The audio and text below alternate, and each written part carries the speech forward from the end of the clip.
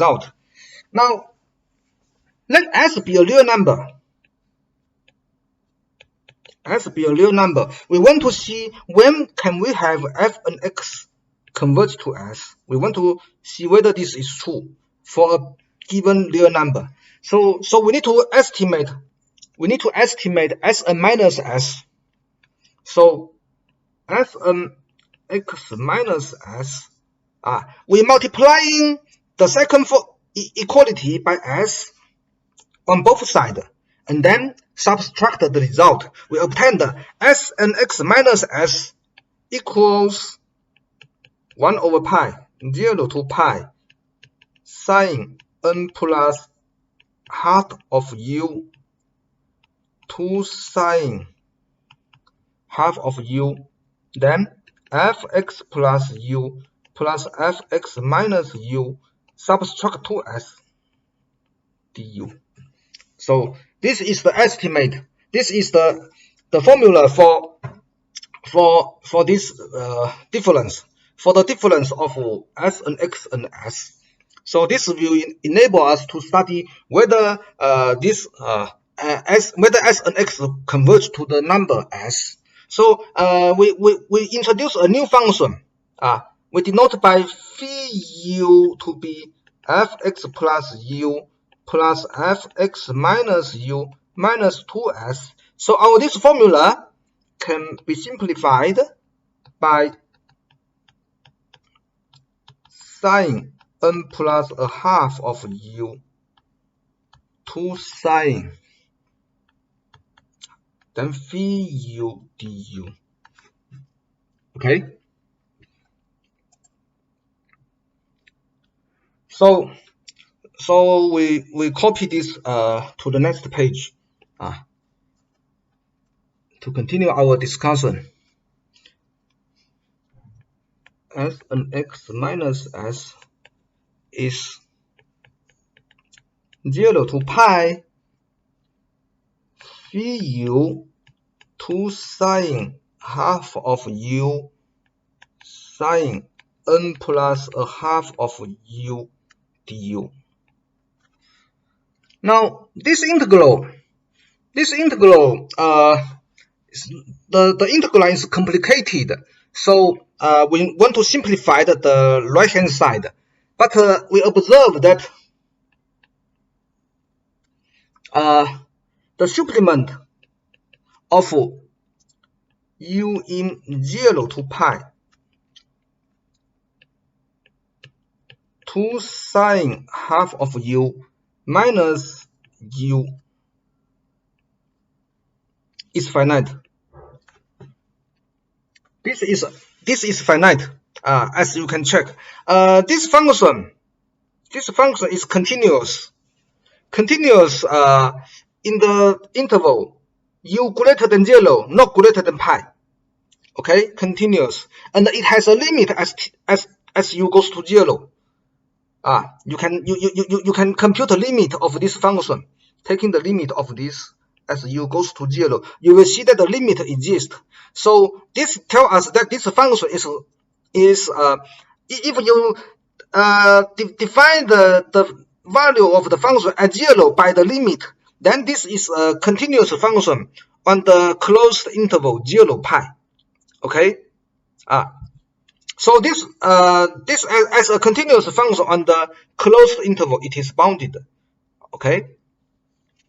Why we study this? Because we want to replace this complicated integral by a simpler one. Okay. So because this is bounded, we know that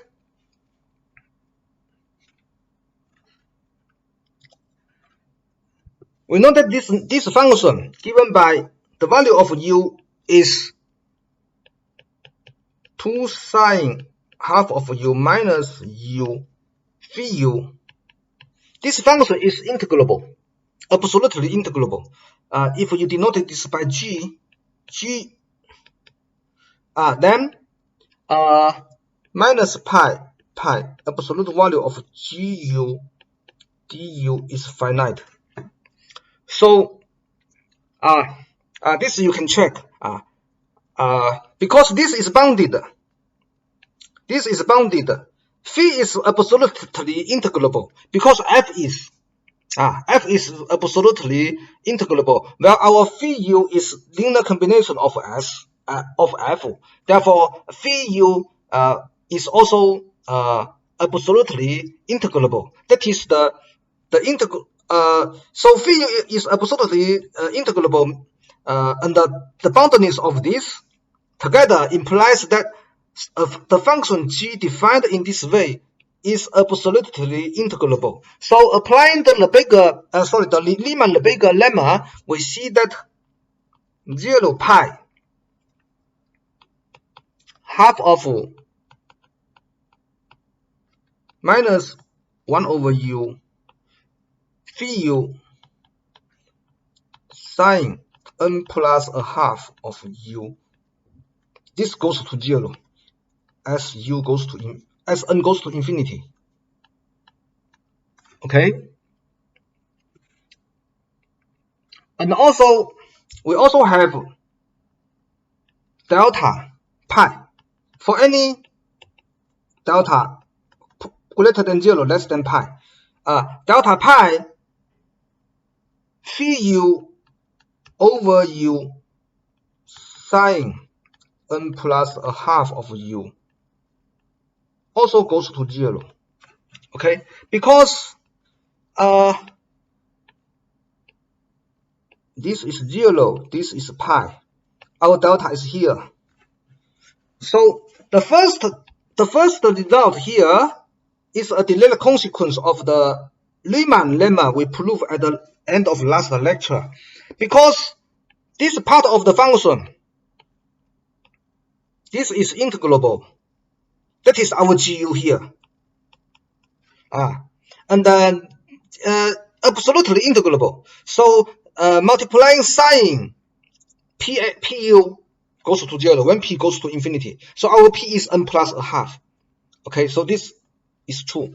Then for the next limit 0, our delta is greater than 0. So this function is absolutely integrable because bound above away from 0, 1 over u is bounded, and the phi u is absolutely integrable.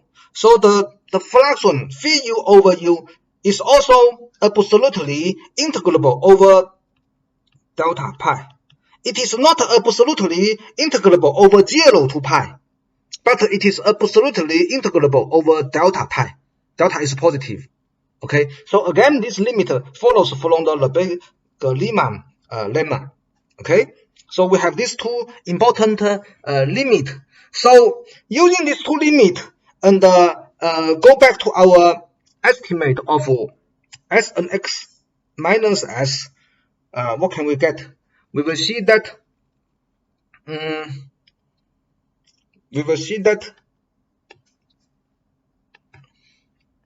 s and x minus s equal 1 over pi 0 to delta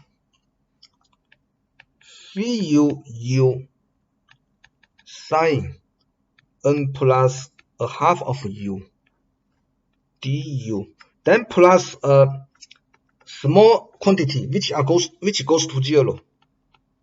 Okay, compare this with our previous result. So because of this limit, you can replace this complicated part of the integrand by phi u over u. Because the difference is a small quantity going to 0. Okay, so the difference of this phi u over 2 sine half of u and the phi u over u multiplying sine n plus a half of u goes to 0. So to estimate this limit, you can replace this by phi u over u plus a small quantity at the end. But now the interval for integration is from 0 to pi, but from delta to pi is a small quantity. So you can replace 0 to pi by 0 to delta plus delta to pi. But delta to pi is a small quantity. So this small quantity can combine with the previous small quantity. It is still a small quantity. So in conclusion, this result is just integral from 0 to pi, and the integrand replaced by this simple function, and the estimate is a small quantity that goes to 0 when n goes to infinity. Okay. So at this point we already proved the following theorem.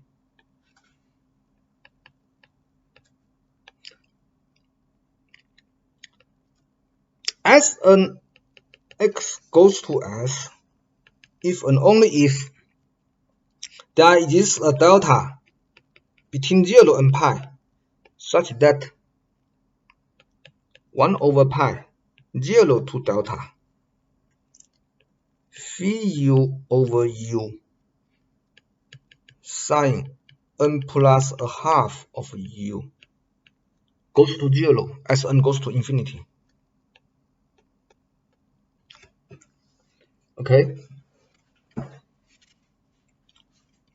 So this is the important conclusion. Why this is amazing? Because this will only depend on, because phi u is fx plus u plus fx minus u minus 2s. Therefore, phi u over u for u in the interval 0 delta depends only on f,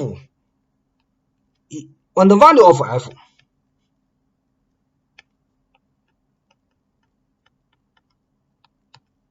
On the value of f in the interval x minus delta, x plus delta. Okay? That is to say, the value of f in this small interval, the value of f in this small interval already determines whether we can have s and x goes to s. I repeated this again. This theorem tells us that when s n goes to s if and only if this integral goes to 0. But this integral, because phi u is fx plus u plus fx minus u minus 2s, so the phi u over u depends only, for u in this small interval, depends only on the value of f in this small neighborhood, x minus delta, x plus delta.